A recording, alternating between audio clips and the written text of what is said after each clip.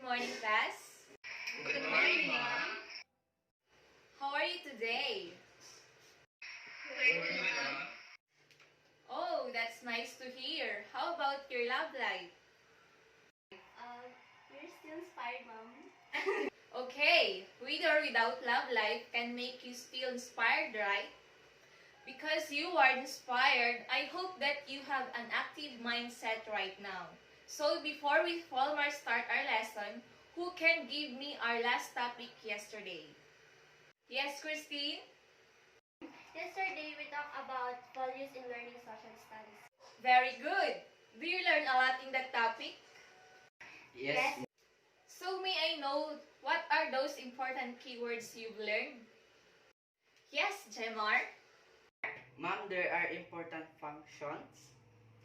What about those important functions? Anyone? Yes, Angela. There are the social skills, social experience, social standard, and social knowledge. That's correct. Those are the 4 S, the social skills, social experience, social knowledge, and lastly, the social standards. What about those aims in learning social studies?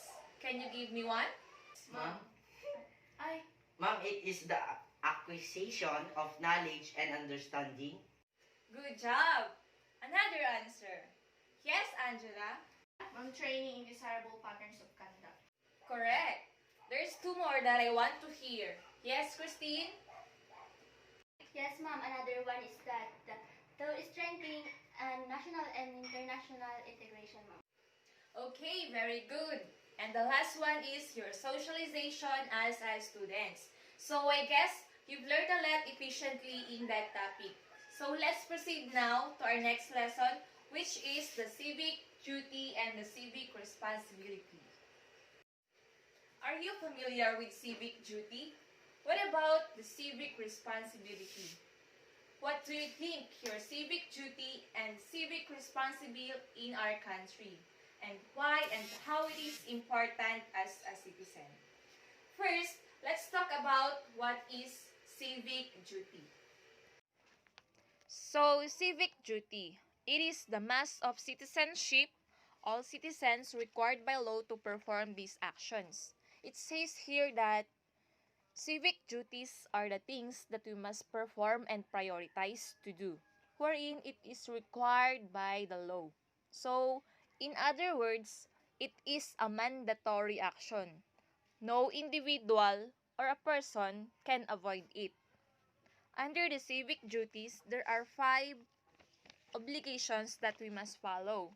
And those are obeying the law, attending school, paying taxes, serving in the armed force, and lastly, appearing in court. The first civic duty is obeying the law. Our country only works if everyone obeys the laws. So, it is a mandatory action. It is important because it is democratically decided, wherein its goal is to ensure our right as citizens against the abuses of other people. The second one is attending school. All citizens must go to school so that citizens have the skills necessary to get jobs. Attending school is our obligation, wherein all children has the right to experience the schooling and get more knowledge. Your education is only the legacy of your parents that no one can steal it from you. The third civic duty is paying taxes.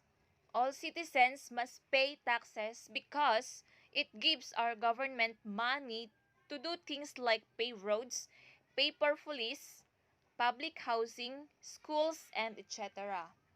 And taxes is the lifeblood of our country because it provides that the existence of government. Without the taxes, our government will not run. Next is serving the armed force, wherein we have a duty to protect our country from the enemy.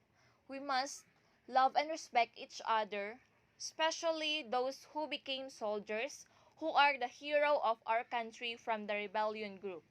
Our country is our home and it is our national identity.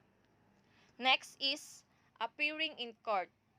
If you are called to serve jury duty or to testify as a witness, you must do so because it is to help and testify as a witness to a crime you have seen. So class, let's proceed to the civic responsibility. These are the shoulds of the citizens.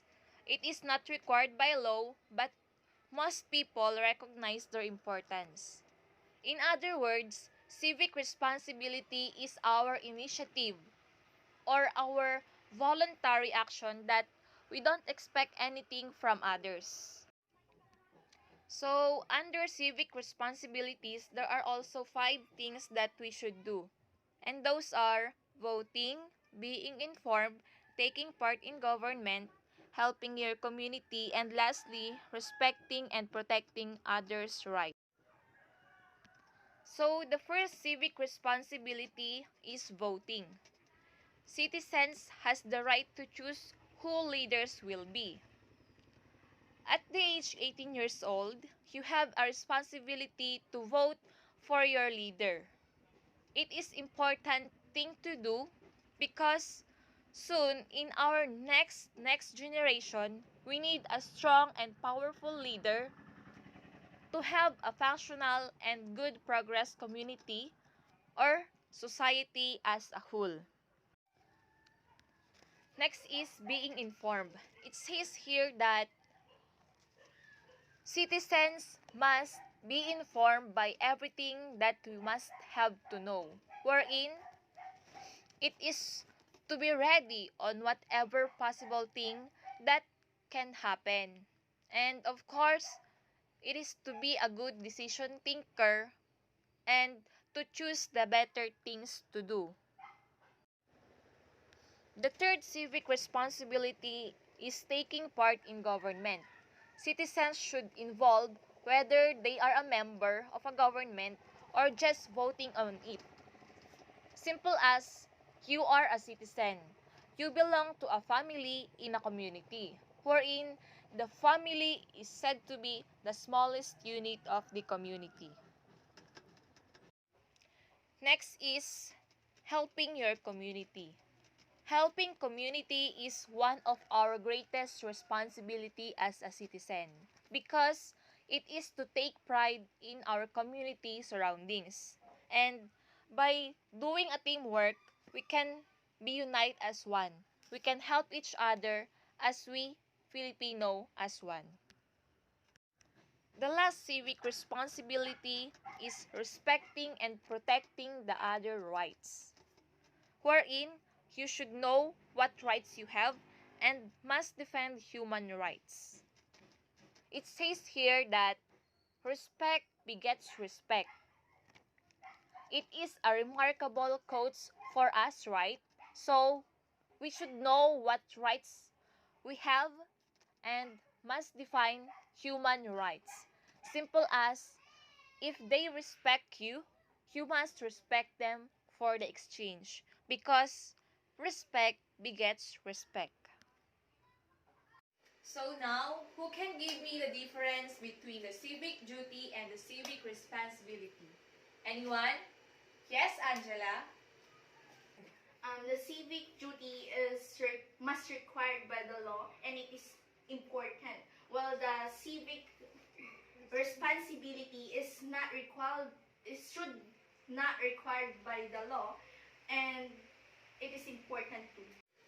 Very well said. Okay, class, do you understand our lesson for today? Yes. Okay, for your assignment for today, give 3 each examples for civic duty and civic responsibility that you saw in your community. Alright, that's all for today. Class dismissed.